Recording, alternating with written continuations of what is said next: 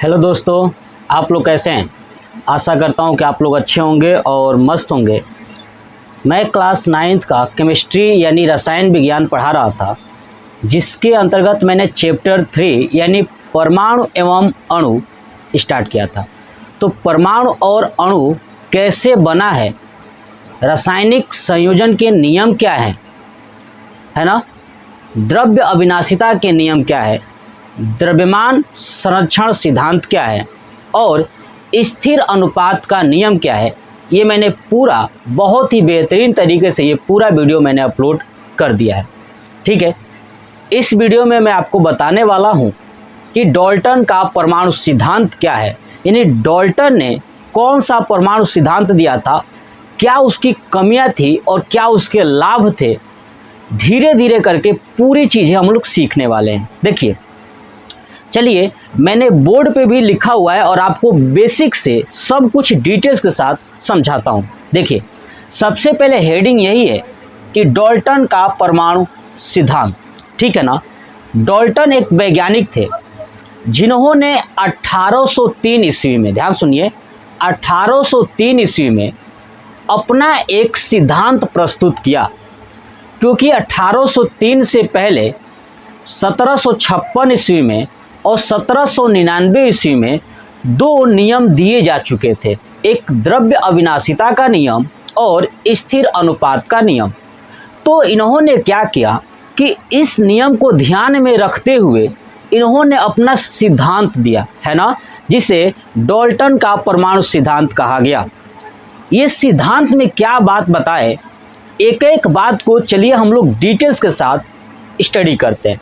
सबसे पहले मैंने जो चीज़ें बताया वो चीज़ें लिखा भी हूँ। देखिए, डाल्टन का परमाणु सिद्धांत क्या कहता है कि रासायनिक संयोजन के नियमों को ध्यान में रखते हुए, है ना, रासायनिक संयोजन का जो नियम था ना, उसको ध्यान में रखते हुए जॉन डाल्टन ने 1803 ईस्वी में ये नियम प्रस्तुत किए, है ना। पहला नियम का गुण यही था, यानी उसका उन्होंने जब बताया था सिद्धांत, उसका पहला सिद्धांत यही था कि जितने भी तत्व हैं, ध्यान सुनिए, जितने भी तत्व हैं सभी सूक्ष्म कणों से मिलकर बने होते हैं, है ना। इन्होंने कहा कि जितने भी तत्व हैं सभी सूक्ष्म कणों से मिलकर बने होते हैं। ठीक है, तो सूक्ष्म कणों को इन्होंने परमाणु कहा। क्या कहा? परमाणु कहा। ये पॉइंट्स भी याद रखिएगा कि परमाणु शब्द की खोज किसने की, तो डेमोक्रिट्स ने, लेकिन परमाणु किसने कहा कि यही परमाणु है, प्रूफ किसने किया, वो हमारे डाल्टन साहब थे। तो पहला इनका यही है कि प्रत्येक तत्व सूक्ष्म कणों से मिलकर बना है, जिसे क्या कहते हैं, परमाणु कहते हैं। ठीक है, दूसरा इन्होंने गुण ये कहा कि अगर एक ही प्रकार के तत्व है ना, अगर तत्व एक ही प्रकार के हैं तो उनका परमाणु भार, द्रव्यमान तथा अन्य गुण सभी समान होते हैं, है ना। अगर तत्व एक ही जैसे हैं तो उसका परमाणु भार, द्रव्यमान और सभी प्रकार के जितने भी गुण होते हैं ना, सब समान होते हैं। यही बात उन्होंने कहा था दूसरे पॉइंट्स में। देखिए कि एक ही तत्व के परमाणु, द्रव्यमान एवं अन्य सभी गुण समान होते हैं, ये बात उन्होंने दूसरे पॉइंट्स में कहा। तीसरा पॉइंट्स उन्होंने ये कहा कि अगर अलग अलग तत्व हैं, ठीक है ना, अगर अलग अलग तत्व हैं तो उनका द्रव्यमान भी अलग अलग होगा और उनका गुण भी अलग अलग होगा। ये बात तीसरे पॉइंट्स में उन्होंने कहा। पहले में क्या कहा था कि सभी तत्व सूक्ष्म कणों से मिलकर बने हैं, जिन्हें परमाणु कहते हैं। दूसरे में कहा था कि अगर एक ही तत्व, है ना, एक ही प्रकार के कई सारे तत्व हैं तो उनका जो द्रव्यमान है और गुण है सब समान होंगे। तीसरा पॉइंट्स में ये कहा कि अगर अलग अलग तत्व हैं तो उनका द्रव्यमान भी अलग अलग होगा और उनके गुण भी अलग अलग होंगे। देखिए कि भिन्न तत्वों के, यानी अलग अलग तत्वों के परमाणु भार और द्रव्यमान भिन्न भिन्न होता है। क्लियर, ये बात बताए। चौथा पॉइंट उन्होंने ये कहा कि परमाणु तत्व का सबसे सूक्ष्मतम कण होता है ना।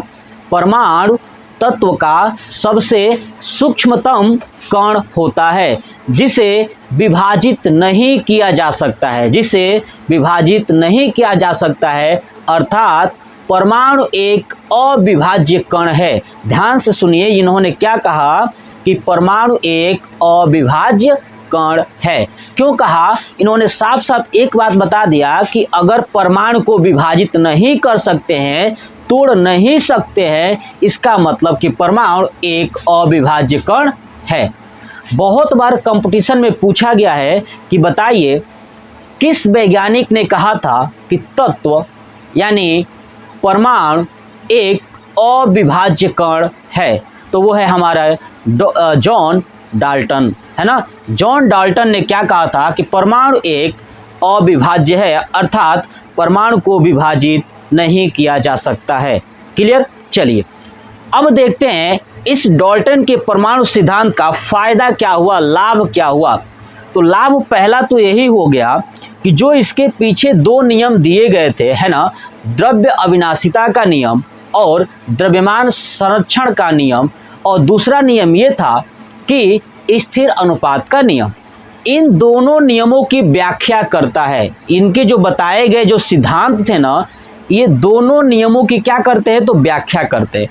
ठीक है, देखिए लाभ देखते हैं, इनका फायदा क्या हुआ कि यह रासायनिक संयोग के जो नियम थे ना, मैंने अभी आपको जो दोनों नियम बताया, उन नियम की ये व्याख्या करते हैं।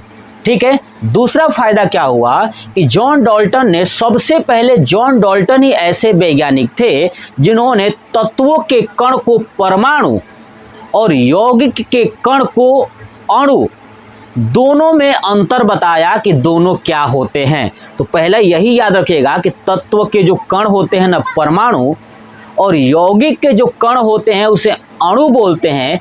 इन दोनों में अंतर किसने बताया था सबसे पहले, तो वो थे जॉन डाल्टन सर। ठीक है ना, तो जॉन डाल्टन ने ये चीज़ें बताया। अब मैं आपको बताऊंगा नेक्स्ट वीडियो में कि जॉन डाल्टन ने जो अपना परमाणु सिद्धांत दिया था, ठीक है, उसकी कमियां क्या थी। इन्होंने जो भी सिद्धांत दिया है ना, इसमें कमियां है। ठीक है, और कमियां क्या है मैं आपको लिख के भी बताऊंगा और समझाऊंगा भी। क्लियर? तो चलिए, तो ये वीडियो कैसा लगा कमेंट बॉक्स में कमेंट करके ज़रूर बताइएगा और अपने भाई को सपोर्ट करिए। जय हिंद, जय भारत, वंदे मातरम।